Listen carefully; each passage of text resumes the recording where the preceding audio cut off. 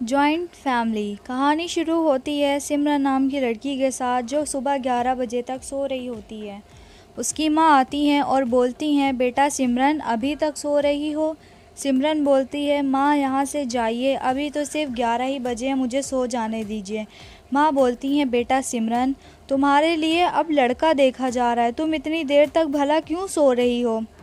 सिमरन बोलती है, माँ प्लीज़ मुझे डिस्टर्ब मत करिए, अभी मैं थोड़ी ही देर में उठ जाऊंगी। माँ अपना निराश सा मुँह लेकर पापा के पास जाती हैं और बोलती हैं कि ये सिमरन अपनी ही मनमानी करती रहती है। फिर पापा समझाते हैं कि हम इसकी शादी ऐसे परिवार में कर देंगे जहाँ से इसे समझ आए कि सुबह उठना किसे बोलते हैं और परिवार की अहमियत क्या होती है। माँ बोलती हैं, आप बिल्कुल ठीक कह रहे हैं जी, आपकी बात मुझे बहुत अच्छी लगी। पापा बोलते हैं, ठीक है, अब तुम जाकर सिमरन के लिए नाश्ता तैयार करो, जब तक मैं सिमरन को समझाता हूँ और मैं देखता हूँ कि वो कैसे नहीं उठती है।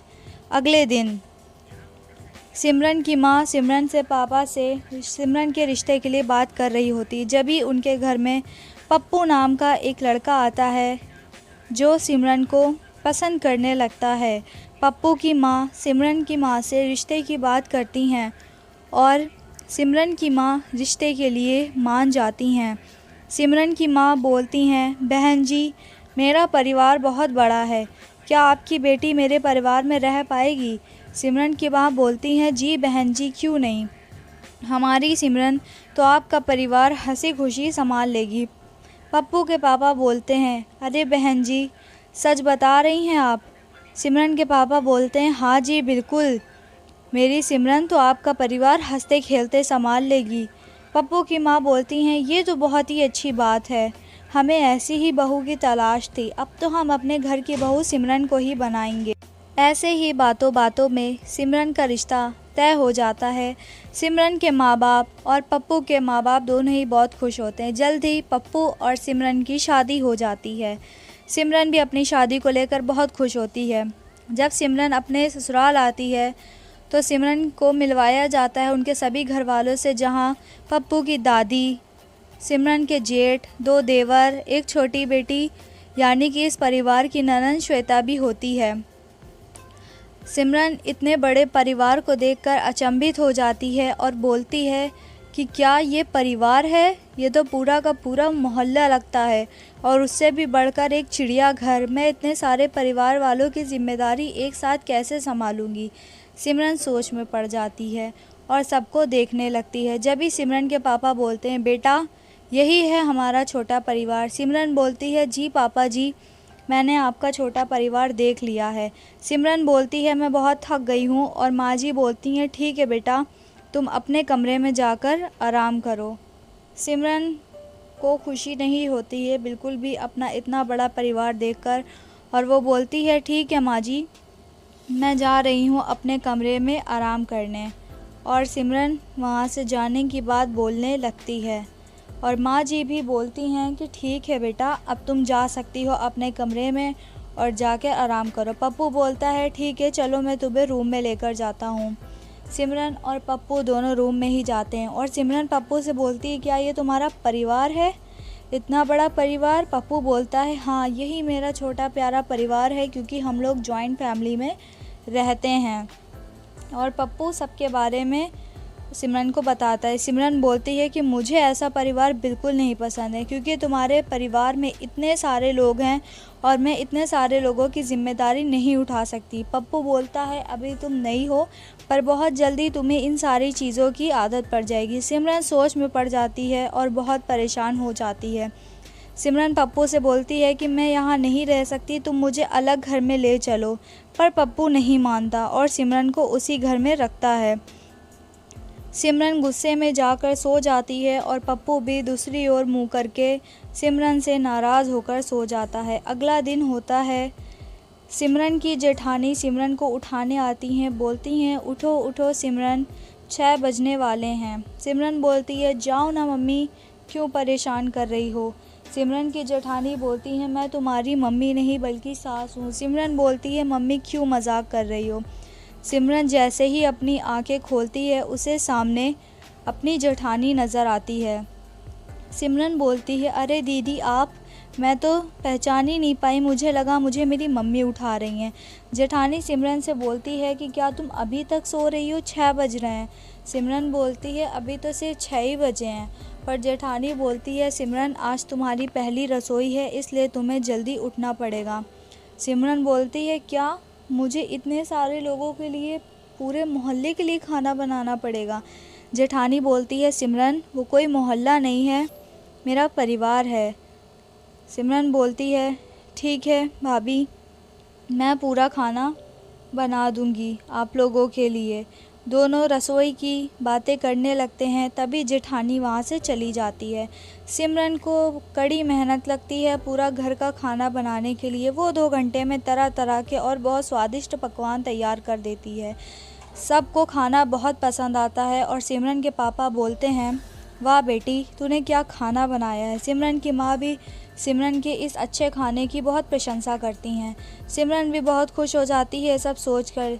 सिमरन की जेठानी बोलती हैं, भले ही तुमने खाना बनाने में इतनी देर लगा दी हो, पर तुमने सच में खाना बहुत अच्छा बनाया है। इसे सुनकर सिमरन की माँ भी बहुत खुश हो जाती हैं। अब सिमरन को सब लोग उसको नेक देने की बात करते हैं और सब लोग सिमरन को नेक दे देते हैं। सिमरन भी बहुत खुश हो जाती है और अपना रेक लेके रूम में आ जाती है। सिमरन सोचती है, क्यों मुझे इतनी क्या ज़रूरत थी इतना अच्छा खाना बनाने की, कि अब रसोई भी मेरे हवाले कर दी गई है। मैं तो इतना परेशान हो गई हूँ। मैंने आज ही जैसे तैसे इतने लोगों का खाना बनाया।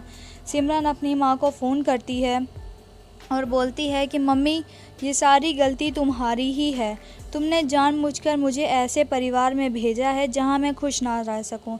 सिमरन की मम्मी समझाती हैं, बेटा उस परिवार में रहकर सीखो, ना कि वहाँ से भागना सीखो। वो तुम्हारा परिवार है, वो तुम्हारी ज़िम्मेदारी है, तुम्हें वहाँ रहना ही होगा। सिमरन बोलती है, नहीं मम्मी, मुझे यहाँ नहीं रहना, आप प्लीज़ मुझे यहाँ से ले चलिए। सिमरन की मम्मी सिमरन को बहुत समझाती हैं और सिमरन नाराज़ होकर मम्मी का फ़ोन काट देती है और मम्मी को बहुत दुख होता है, क्योंकि उन्होंने तो सिमरन के भले के लिए ही जॉइंट फैमिली में सिमरन की शादी की थी। अब सिमरन चुपचाप उदास होकर अपने बेड पर बैठी होती, तभी उसकी नज़र उसके नेक पर मिले पैसों पर पड़ती है। सिमरन बोलती, अरे वाह, ये तो पूरे 25,000 हैं। किसी ने भी 5100 से कम का नेक नहीं दिया। कुछ तो बात है जॉइंट फैमिली में रहने की, जो कि अच्छी है। अब तो मैं इन सारे पैसों की शॉपिंग करूँगी और मैं पैसे किसी को भी नहीं दूँगी। सिमरन इतनी ज़्यादा खुश हो जाती है कि वो बेड पर बैठे बैठे ही उछलने लगती है। थोड़ी देर बाद ही सिमरन की जेठानी और छोटी बेटी आती है। वो बोलती है, भाभी, क्या आपने ज़िंदगी में पहली बार इतने पैसे देखे हैं? सिमरन का मुंह खुला का खुला रह जाता है। शाम को सिमरन बिना किसी से बताए चुपचाप मार्केट अकेले शॉपिंग करने चली जाती है और नेक में मिले पूरे पैसों की शॉपिंग कर लेती है। शाम होती है, जेठानी सिमरन से पूछती हैं कि तुम कहाँ थी? सब लोग तुम्हारे लिए बहुत परेशान थे, आखिर तुम्हें ऐसे अकेले नहीं जाना चाहिए था। सिमरन बोली, भाभी वो तो मैं ऐसे ही बाहर चली गई थी। सिमरन के हाथ में थैली देखकर भाभी बोलती हैं कि सिमरन, क्या तुम शॉपिंग करने गई थी? तो सिमरन बोलती है, हाँ भाभी, मैं थोड़ी शॉपिंग करने गई थी।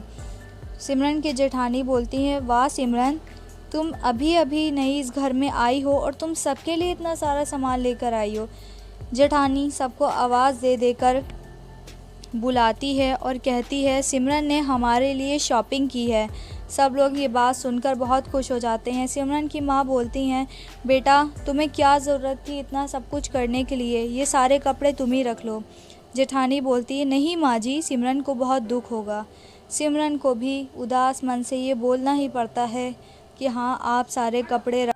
सिमरन की 25,000 की शॉपिंग देखते ही देखते लोगों में बढ़ जाती है और सब लोग सिमरन को समझाते हैं कि बेटा, अगर तुम इतनी खुशी खुशी हम सब के लिए तोहफे लाई हो तो हम एक आध कपड़े ले ही लेंगे, इसमें कोई हर्ज नहीं है।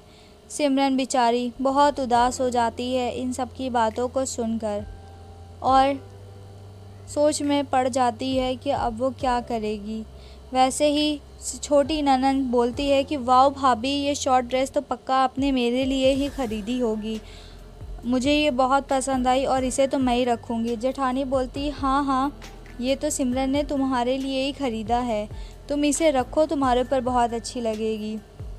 सासू माँ बोलती हैं हाँ बेटी, सिमरन भाभी ने तुम्हारे लिए बहुत अच्छी शॉपिंग करी है। सिमरन बहुत उदास हो जाती है और मन ही मन सोचती है कि गए मेरे 25,000 रुपये। सब लोग अपने अपने तोहफे लेकर बैठ जाते हैं और अंत में सिमरन के हाथ एक रुमाली बचता है। सिमरन सोचती है अब मेरी किस्मत में तो ये 25,000 में से सिर्फ ये रुमाली है। उतने में ही छोटी ननंद बोलती है कि भाभी, ये रुमाल भी मुझे दे दीजिए। सिमरन का तो पोपट हो जाता है और वो बहुत उदास हो जाती है, लेकिन फिर भी उसे झूठी मुस्कुराहट के साथ अपने घर वालों का सामना करना पड़ता है। वो बेचारी अपने आप को ही कोसना शुरू कर देती है कि उसने ऐसे घर में शादी क्यों की। शाम को जब पप्पू घर वापस आता है, वो सिमरन से बोलता है कि अरे वाह सिमरन, तुमने तो सबके लिए शॉपिंग करी है, क्या तुमने मेरे लिए कुछ नहीं ख़रीदा? सिमरन बोलती है लो जी, सब कुछ तो मेरा लुट गया, एक आखिर तुम ही बचे थे और तुम भी आ गए अपने कुछ मांगने के लिए। इसको सुनते ही पप्पू वहाँ से डर के मारे चला जाता है। सिमरन सोचती है कि मेरे 25,000 का तो कुछ नहीं हो सका, हाय रे मेरी फूटी किस्मत।